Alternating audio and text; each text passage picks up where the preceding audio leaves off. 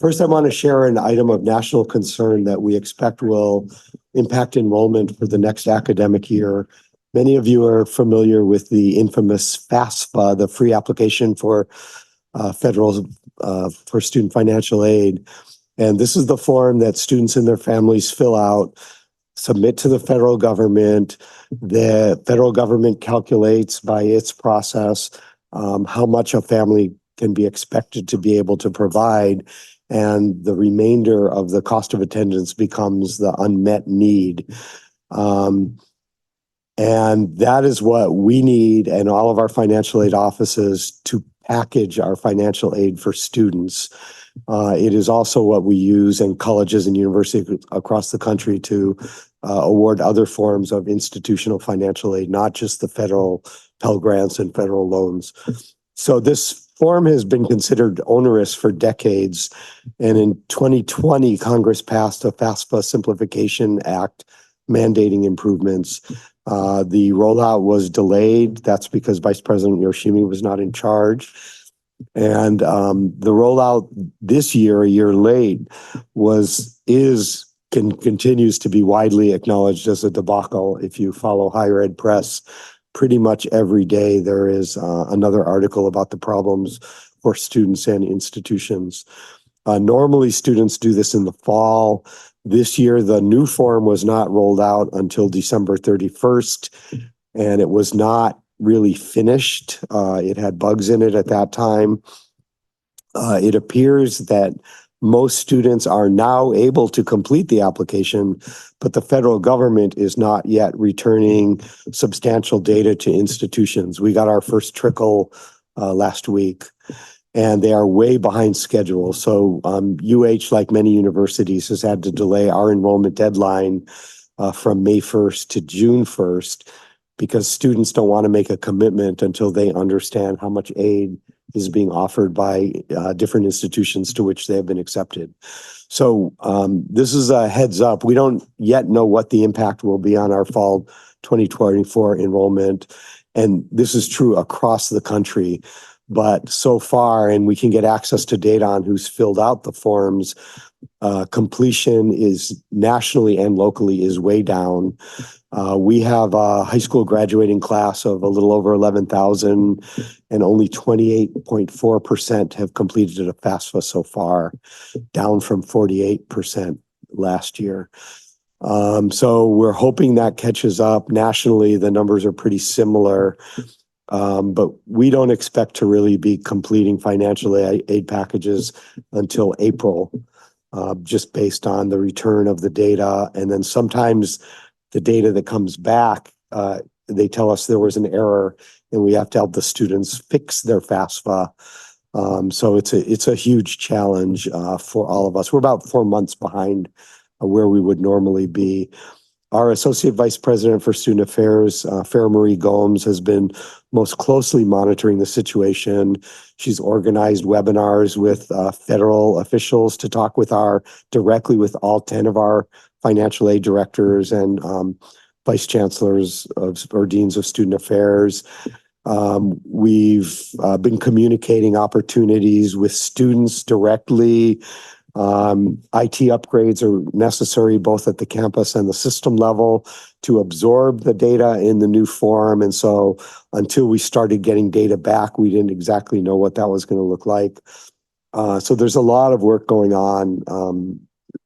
People are working really hard to try to do our best for students. Our Hawaiʻi P20 Partnerships for Education program has been offering weekly webinars, in-school workshops since fall to help students and families complete the FAFSA. This is spring break. Hawaiʻi P20, they've been hosting a hotline from 8 a.m. to 8 p.m. all this week with the FAFSA specialists and high school counselors and families. And all of our financial aid offices are standing by to package as soon as they get information about eligibility on students. But again, this is a real challenge, and I just want you to have this heads up now, so you aren't surprised if things are as bad as they might be. We have regular meetings between UH leadership and DOE leadership usually twice a semester, and our next one is Monday. So this will be top of list for us to look at mitigation strategies on how we can work together to get FAFSAs in, and maybe some creative ways to award financial aid in some fashion so people have some confidence. Second thing I want to mention is FESPAC. I think you've probably seen media reports over the past couple of weeks. This is a project that has been in process amazingly for over 5 years. This is the Festival of Pacific Arts and Culture. It's a regional event in the Pacific, normally held every 4 years, rotating around Micronesia, Melanesia, Polynesia. It was originally scheduled for 2020 here in Hawaii for the first time, and it was deferred at that time due to the pandemic. So we're now basically picking up where we left off then. It is the largest celebration in the world for Indigenous Pacific Islanders. June 6th to 16th, more than 2,200 delegates from about 28 different Pacific countries and territories, coordinated out of the governor's office. There's significant state and federal involvement because of issues around security and protocol for heads of state, biosecurity and biocontrols to protect our endangered species. UH is an essential part of Team Hawaii on this thing. Kayla Monaco in the president's office is our primary liaison and is in the steering committee meetings. I want to mention just the key elements of our involvement. Most visible will be UH Mānoa student housing. In 2019, actually, we committed 2,000 beds to the delegates. So this will be the primary location where all the delegates will be staying. Heads of state, probably not so much, but the real people will be here. The festival village will be at the convention center. We will be hosting in the Stan Sheriff Center the major events where they expect everybody, including the Hawaii community. That's the opening ceremony, the closing ceremony, and in the middle there's an ecumenical service. That will all be here. UH West Oahu is hosting 2 afternoon, evening, 6-hour events with cultural sharing and performances by Pacific Islanders. And that's especially great for people on that side of the island, West Oahu, Central Oahu, North Shore, can get there much more easily than the convention center. And there will be a voyaging canoe component with an initial ceremony at Kualoa, where Hokulea was first launched 49 years ago. And then the Ra'a from the Pacific will settle in at our Marine Education Training Center at Sand Island. So big deal for us, and it's coming up really soon, June 6th to 16th. I want to mention quickly the release of the Hawaii College and Career Readiness Indicators report. This is the CCRI. Hawaii P20 does this every year as well. And it's the most comprehensive report on the state of our public high school graduating class, which is, our primary source of new students as well. It's available online, and you probably got the press release that Dan Meisensal's office put out with the links, and you can slice and dice the data by island and by district and by year in different ways. So I'll just pick out 6 highlights to mention. One of the data points I monitor most closely with concern is the college going rate. That is the public high school students who go on to any form of post-secondary education and training, not just us, but anything. That number remains stuck at 51%, and that's down from 56% before the pandemic, which was not high enough for the future we need. Of the 51%, about 31% are coming to UH, which is holding steady. Enrollment in college level math and English at UH is up from last year. That's a really important milestone because the students who can't place into college level math and English are those who have a harder time graduating on time. And while they're in high school, dual credit, mostly early college, which we've talked with you about, is up. On-time graduation for high school students, public high school students in the state, holding pretty steady at 86%. And the DOE has diplomas with honors, and those are up to about 33% of our high school graduate or graduate with honors. So the FAFSA challenges that I mentioned certainly will not be a help to bringing up that high school, the going rate into college of our public high school graduates. So hence the efforts of P20 and what we can do together with the DOE are really important. Last October, I briefed you on UH's role leading broadband infrastructure initiatives for Hawaii. We've took this on at the request of our congressional delegation, the legislature, and the last two governors. Subsequent to that, we made a public announcement of the issuance of a contract through RCUH using federal funds for an innovative public-private partnership to create a new open access inter-island fiber optic cabling system and landing stations. The new system will connect 6 islands and provide resilience and future capacity so that existing and new residential and business broadband service providers and customers, subscribers, will have access to substantial capacity connecting our islands. Our work on that is underway with the final preparations for permit applications. And we're working with county, state, and federal partners across the islands, still targeting 2026 for initial service. We're also supporting our partners at Department of Hawaiian Homelands with our expertise as they work through separate but similar processes funded by a different program focused on tribal broadband connectivity. The work that we've done in our plan and the very visible public announcement have resulted in pretty significant national and global interest and additional conversations with major players who are active throughout the region around trans-Pacific landings. So not just inter-island, but trans-Pacific. We believe that the work that we have already done can be leveraged to advance our global connectivity as well. And this has been a priority for the state going back to 2007 and the work of the Hawaii Broadband Task Force. And it's been reiterated in more recent and evolving articulations of our broadband strategy for the state today. So most of our new relevant conversations are confidentially conducted under very specific non-disclosure agreements due to the really competitive nature of this business. But I want to give you a heads up that the new expanding opportunities that have arisen are expected to involve the university more directly. So we do anticipate that within the next 2 months, we will be bringing actions forward to the board for action here for significant parts of the project that will result in major advances for Hawaii.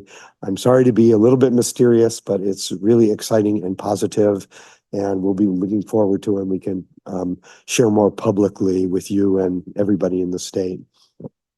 So lastly, just some quick tidbits. Most of the former Bachman residents have moved back into Bachman Hall. Thank you, Regents Akitake, Lee, Wilson, for joining us for our blessing and initial scouting out of the day. We are planning a full event in May to invite everybody in and the community more broadly to see it, but it's a spectacular job by Vice President Govea and her team taking a classic Ossipoff building and modernizing it while retaining all of the sensibilities of that very special architecture. We have spent a lot of time over the past years working on Mauna Kea. I think everybody is familiar with the transition underway to the new Mauna Kea Stewardship and Oversight Authority. And since our last meeting, they have announced the selection of John DeFries, who many of you know as the new executive director of that authority. And so we expect to have a partner in transitioning our stewardship responsibilities over to the authority. Quickly, both philanthropic and extramural investment in UH and the work we do are on an upward trend. And it's not just the money, but it's the confidence of both government agencies and others in the community of the amazing work our faculty do for Hawaii and beyond.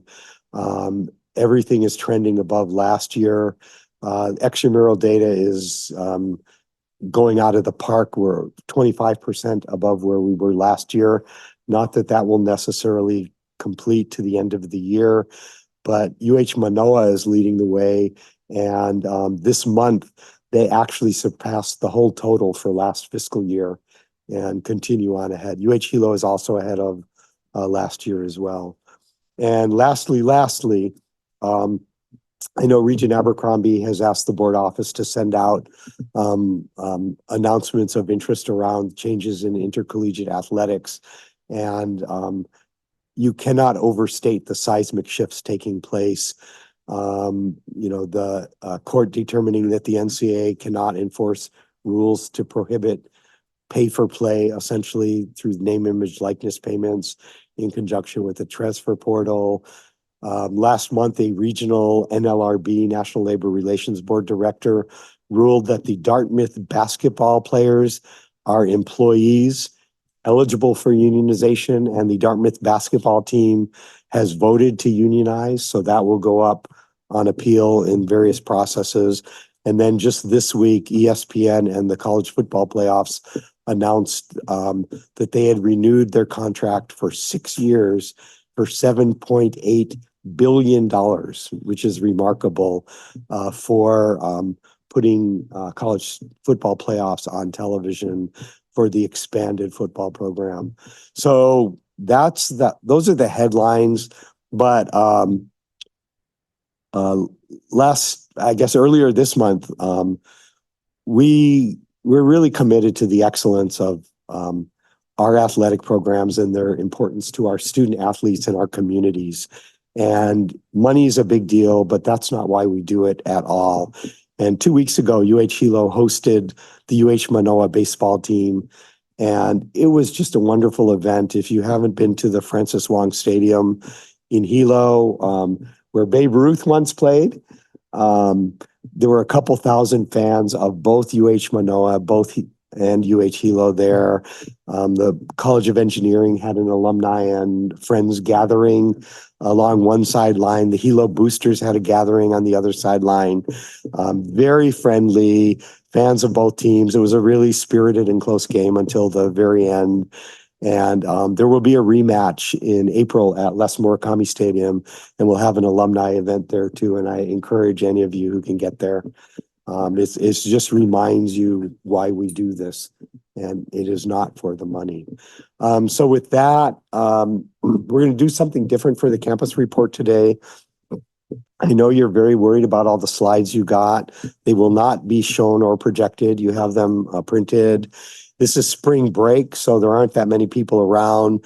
We're not doing tours or walk-arounds today at all.